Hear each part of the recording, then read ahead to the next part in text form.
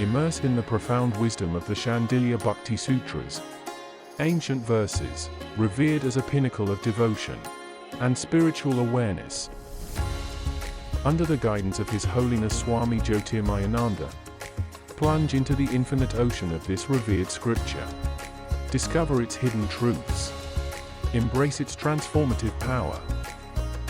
Awaken to new realms of divine love and spiritual awareness. The depths are calling. The deeper you dive, the more treasures you'll discover. And now, Sri Swami Jyotirmayananda.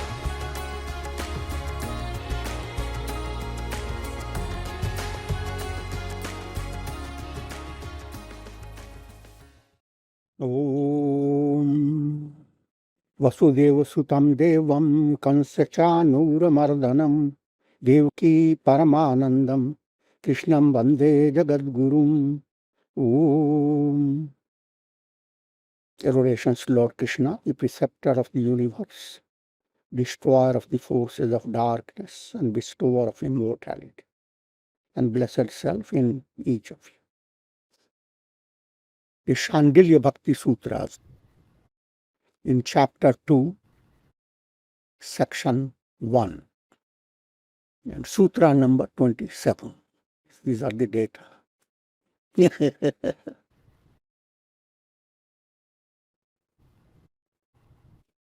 Buddhi hetu pravittir avishuddher avaghatavat. Like continuous husking of paddy. You know what paddy is? The rice comes out. Until the rice is obtained. The means must be practiced for gaining the purity of intellect. The sutra is focused on practice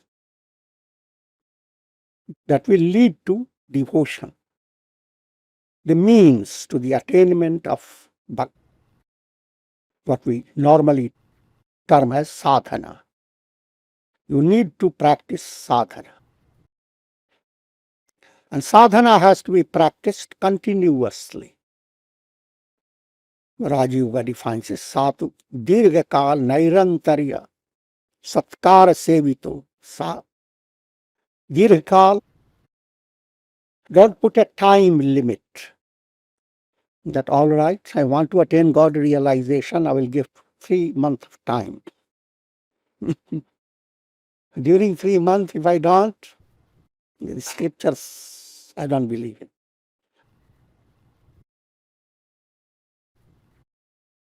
So there shouldn't be any time limit. Must realize. From the time you are born, you go on growing, go on allowing your intellect to expand. And you never place before your mind, I will go on growing, I will go on living only for 15 years.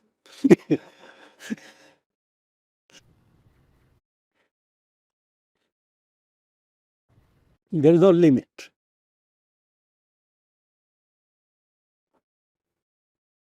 This is brought out into a story. Once Narada is always involved in all these stories. Narada, in his wanderings, he saw a person practicing intense austerity. It's called Panchagni Tapas.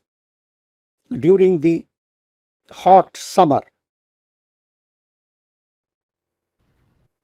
midday time, and that's in India, that part of India which is the hottest. If you're interested, look into geography.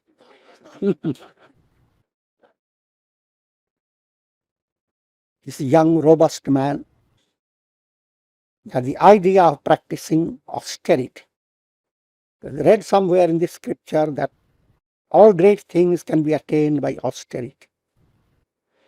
So, why not I attain the highest and have the darshan of God And when God comes, then I can always ask anything I want. And he chose the path of intense austerity, according to his own idea. He sat on a rock, which was already very hot.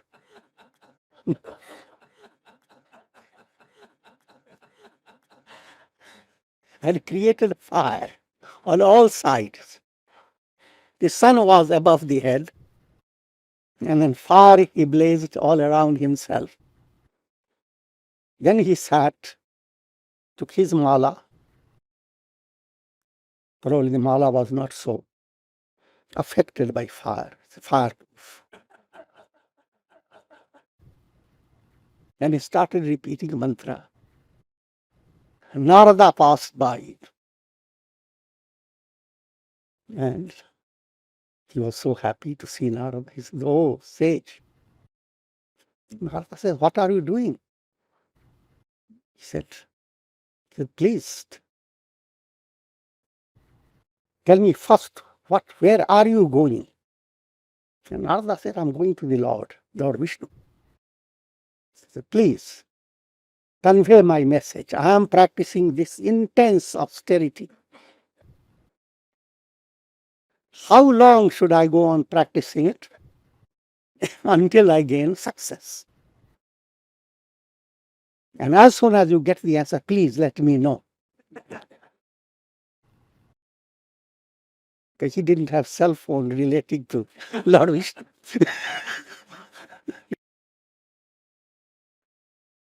So Narada said, "Very well, very well." And as Narada advanced, in another area, he saw a very joyous person singing and dancing. Satsang.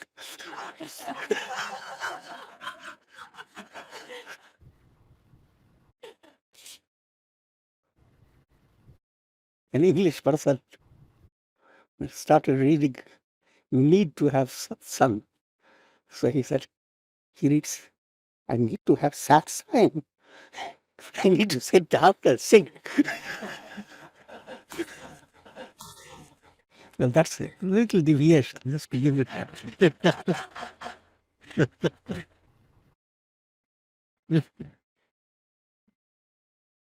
Because satsang doesn't give you that idea of doing something very severe, like austerity. Gives an idea some fun is going on. They're sitting and they're singing.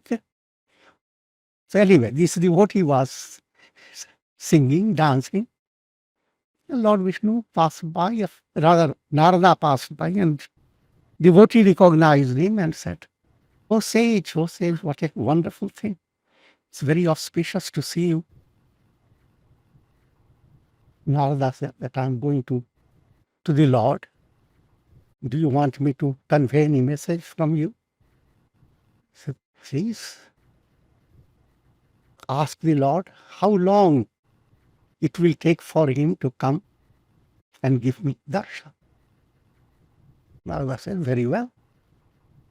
Then Narada departed, and in a very short time, Narada returned. First he came to the man who was practicing intense austerity. He was being consumed by fire all around him. And he said, "Lord Vishnu recognized your austerity. He said he wouldn't take much time now, only 5 years."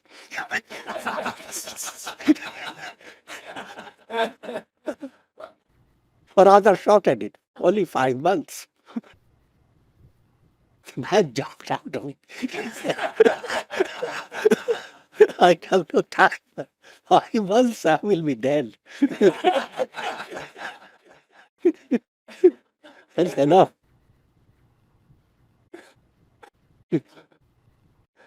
But then Narada goes to the devotee.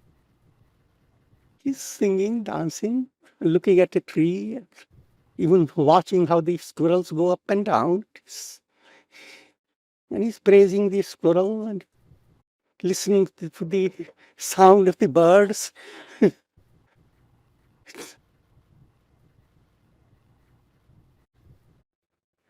And he's doing a kind of divine satsanga. He thinks that all of them are devotees.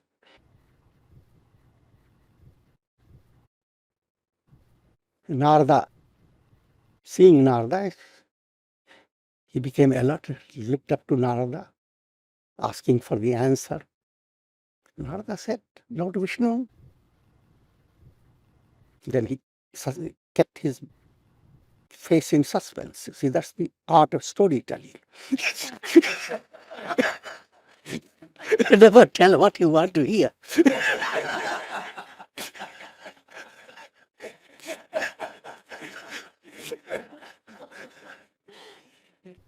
And then he said, look at the tree. How many leaves this tree has? It will take so many years. Because you must know, Lord is busy. He was not the only devotee. So many. And he has promised so many before. So now, for you, that's the way calculation comes to.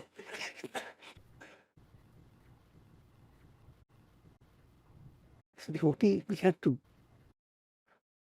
burst with joy. He said, he is coming. And he is going to give me darshan. So, what are you talking about? Long time. I'm going to meet the Lord. Meeting the Lord and the sense of great joy in his mind reduced the importance of time, no matter how long it takes. The moment he expressed that way, Narada disappeared and Lord Vishnu was there.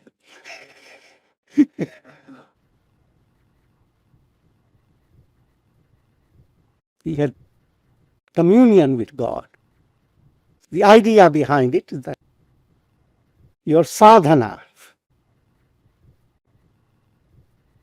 your attitude towards spiritual practice should be like the devotee's attitude.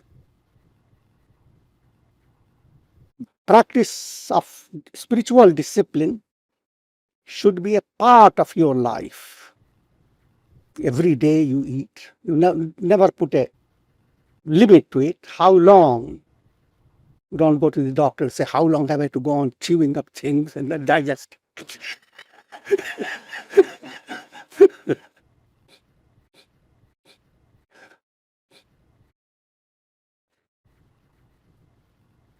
But in the same manner, how long have I to go on repeating mantra, doing prayer, meditating on God, thinking about God,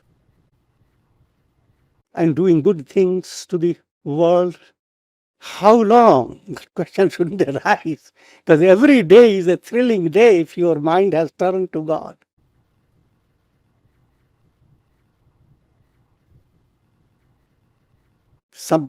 Even in ordinary things, you have been served a wonderful dish, so many good, delicious things, and you have started enjoying it and relishing it. Your tongue doesn't suddenly ask how long it will take all to eat up all. Everything you are eating is delicious. So what's the question? What's the use of asking the question? How long? If the mind has understood that point and assimilated, then that's the key to highest attainment. Day by day, you are enriching yourself. The question how long doesn't have any importance. And once you have profound grasp of it, time evaporates.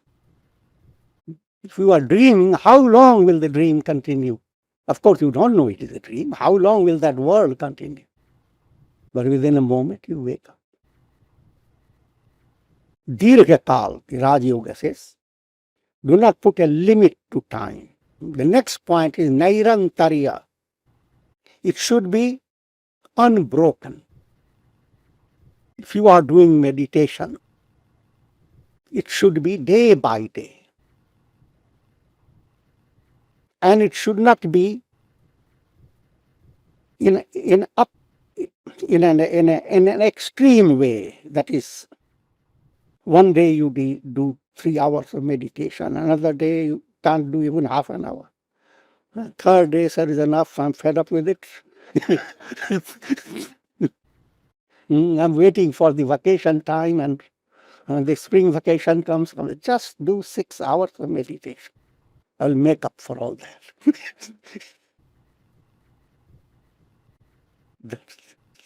Sadhana is very similar to medicine. If you take medicine, you have day by day. It has to have a cumulative effect. And you don't miss your medicine and next day eat up more dosage. In the same way, sadhana must continue day by day. It should become a part of your life. Whatever sadhana you are doing, it should spice up that day. Without sadhana, the day you have lived has been reckless. With sadhana, whatever you have experienced during the day, life you lived, each day it becomes enriching. So sadhana and your practical life should have a wonderful balance. Next point is satkara sevito. You should not disregard or disrespect your sadhana. Your mind says, I have wonderful breakfast is waiting, but I have to read this whole stanza or whole stotras, all so many prayers I have to read it. And so, in a fidgety manner, you go on reading it. This is disrespectful.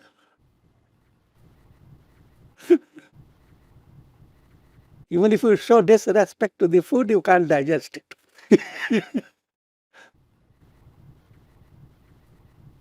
Your mind should have a sense of feeling privileged that God has given me the opportunity that I repeat His name, do His prayer. What a wonderful blessing of life. How many people have that? They are all thinking of where have I to go? What should I plan? And also, people are facing constant challenges, stress in their mind. Now, my mind I have opportunity. I'm elaborating all that to make you understand. It's same sadhana, practice that you are doing, if you are doing it with a sense of deep regard, a sense that you are sitting close to God, then your sadhana becomes very effective. Sage Sandilya says that you continuously go on doing your sadhana. To understand that point, each time you are practicing japa, meditation, reading some elevating scripture, doing pranayama, or whatever sadhana you are doing, all that goes on creating impressions in your mind. They are cutting new grooves, as it were. And your mind becomes accustomed and rather becomes very fond of all these. So if due to some reason you miss your sadhana, then as if something you are missing in a profound way. You become addicted to it. A different type of addiction. You become like the bee that is addicted to honey. You can't cure the bee of its addiction.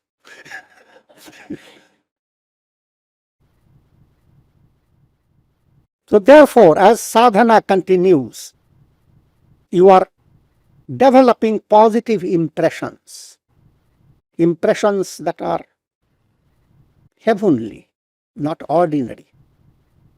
And those impressions go on destroying your reckless impressions.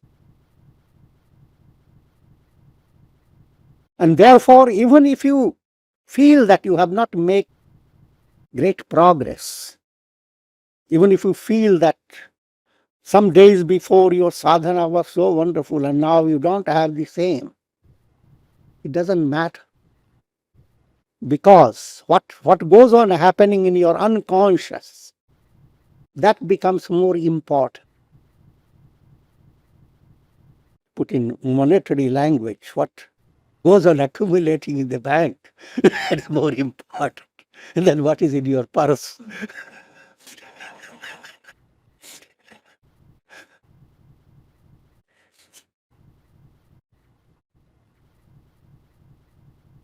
And that's what happens day by day sadhana.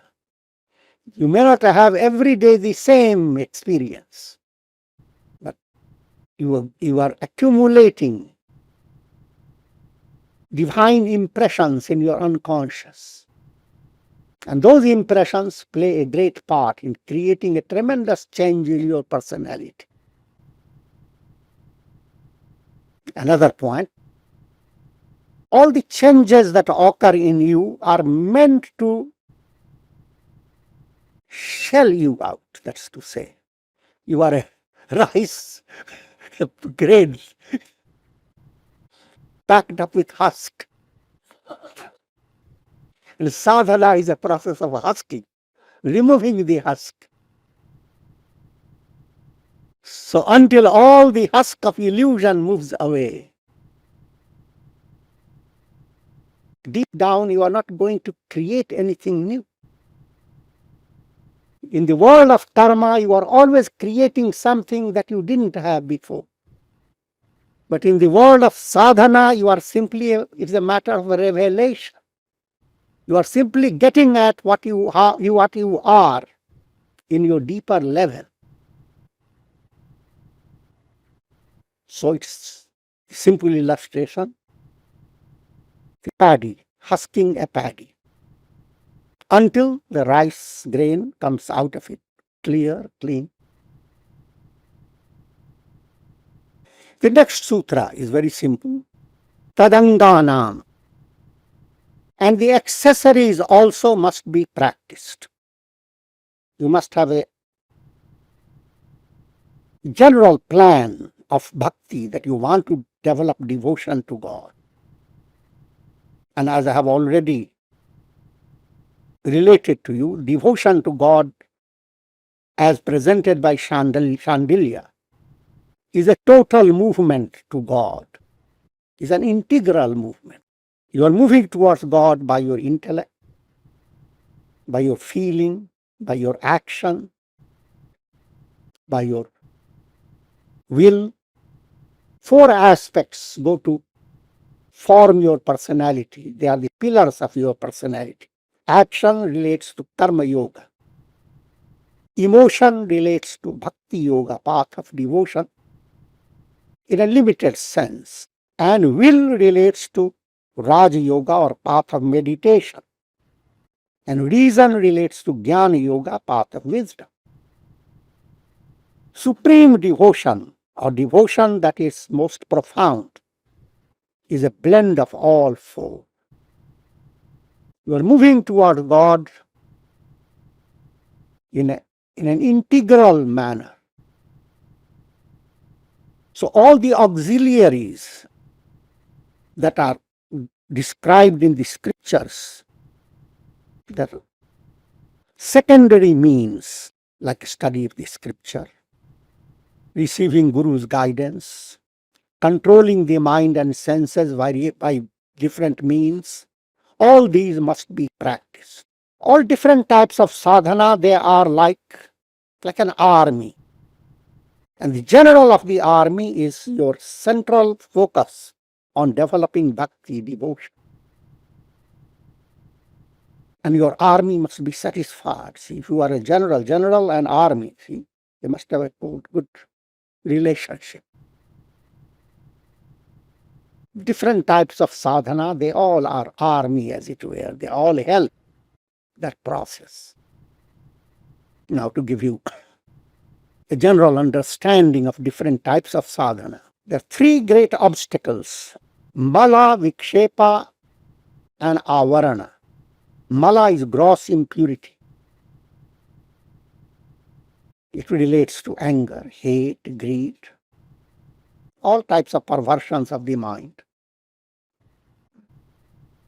Mala grips the mind of people, and you live your whole life under the pressure of mala. It is from that mala term comes malo.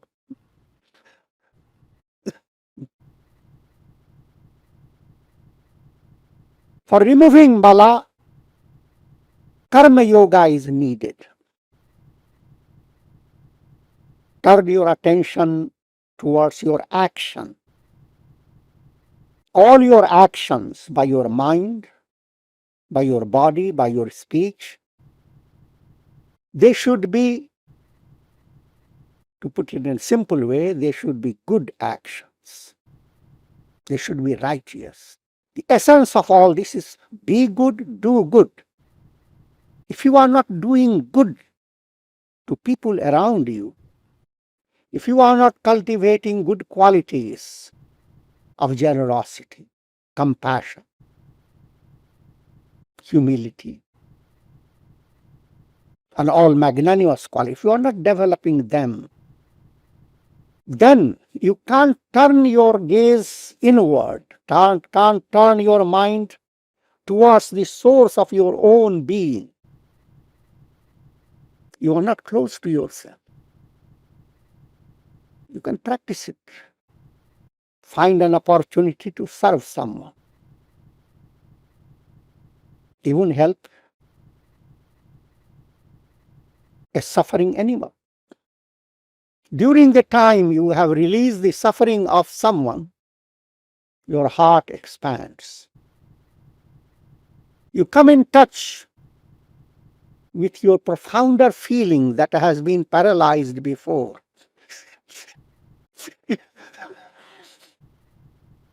You suddenly feel the feeling stirring up its feet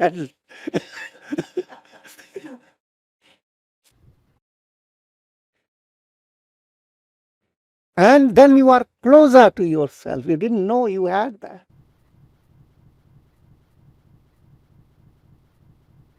But try to understand in a broader way how to turn your activity in a way that you are helpful to yourself, helpful to others. How to worship God through your action. All activity in your life is planned by God for your evolution. God has sanctioned action. He has not restricted it. Only these things you have to do.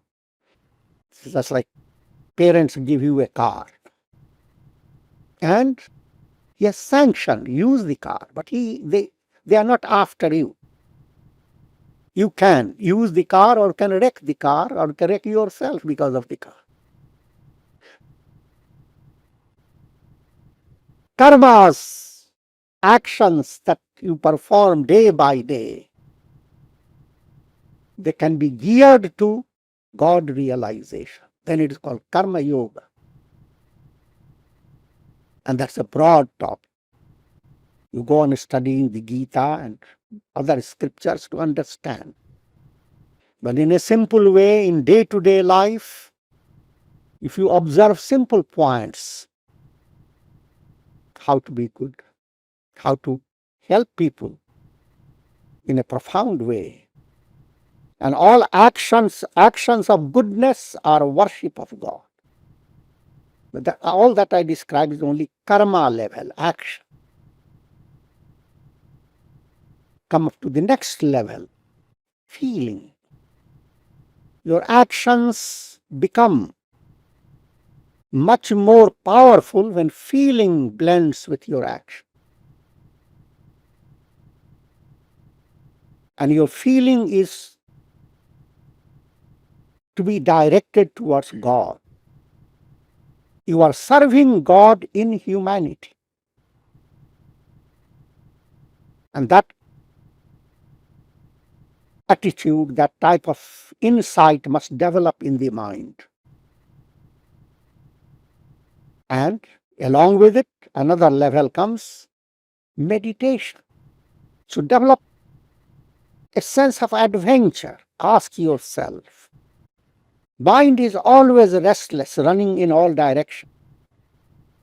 What will happen if I trained the mind not to run?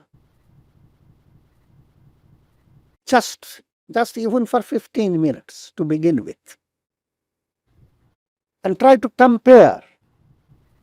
Suppose you gained that ability. Allow the mind just to stay with your mantra or with a picture of the deity or whatever you choose, but keep the mind focused on few little things.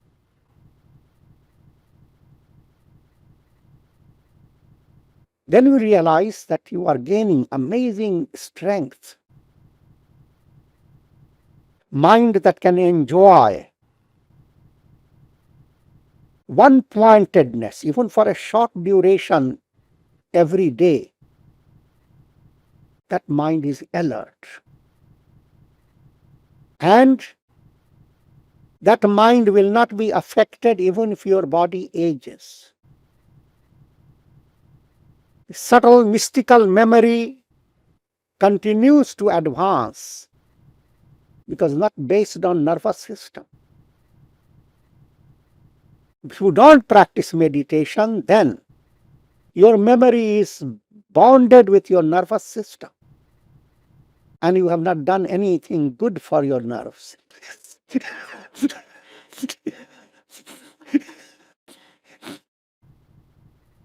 So whatever things you have loved so much, there comes a time you don't even remember. You don't even remember how many things you possess. All the good things you have done, things that you are so proud of, you don't even begin to remember. I'm not talking about everybody will have that thing, because everybody is not operating from the zero level. Your karma is always good and bad mixed. But if you have a deliberate practice of concentration, you beat the old age. And that's not a great heroism at all. When you beat death, that's the best.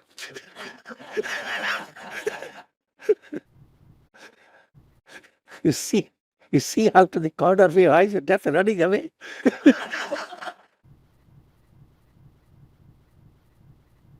The sense of immortality enters within you. And turning to the intellect aspect, as you allow your understanding to become clearer and clearer, not hampered by ego, then that is the greatest achievement. That's when devotion flourishes. Therefore, all these points have to be practiced in a harmonious way.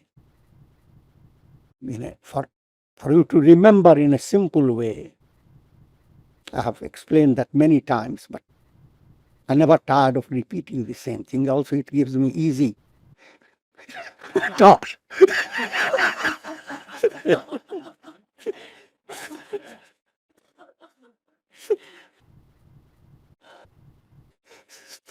Spiritual attainment is like seeing your face in the mirror of your mind.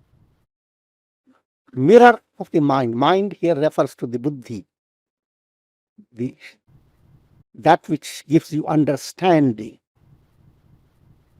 The mirror has 3 defects. Dust has settled upon it. And therefore, that dust relates to mala, gross sentiments, anger, hate, jealousy, and all that. They dominate the mind. You have no energy and no time to go into subtler levels of your personality. Whole life goes on in a surface. So first thing, to remove the dust. That's done by Karma Yoga. Next thing, suppose you have removed the dust. After mala, the next obstacle is called vikshepa. Vikshepa means distraction. Now think of the mirror. You have cleaned it. Wonderful, bravo. But still you can't see your face in it because the hand that holds the mirror doesn't believe what it sees. That's it shakes the mirror. The mind is constantly shaking. You are always thinking of your achievement in the terms of time. What it was, what is now, what is going to be. The world of time is like a cinema show. It's constantly moving. The goal is the screen. What underlies the movements of your mind. In other words, the goal becomes easier when the mind is not thinking of the past, not thinking of the future, and outstepping the present. That's what's called the mystic now. When you get it, you say, wow.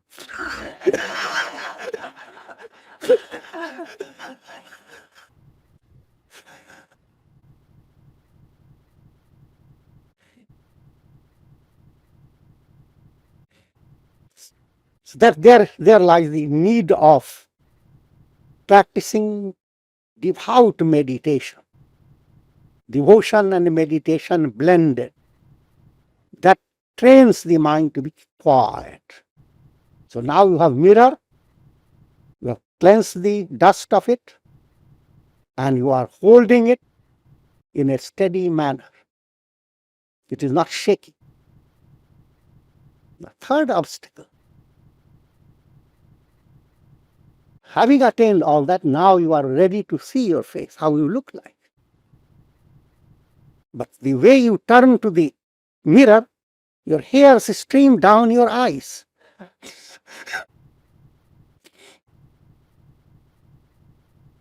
And you can't see your face.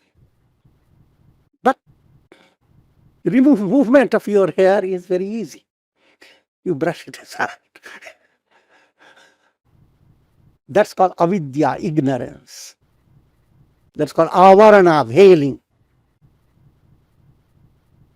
which is very simple, spontaneous. So these three obstacles have to be removed. Mala, gross impurities. Vikshepa, constant agitation of the mind. Mind that is jumping here and there, everywhere, without being focused on one, or without developing the concentrated movement. And then just a simple act of revelation. Sun rises, darkness goes.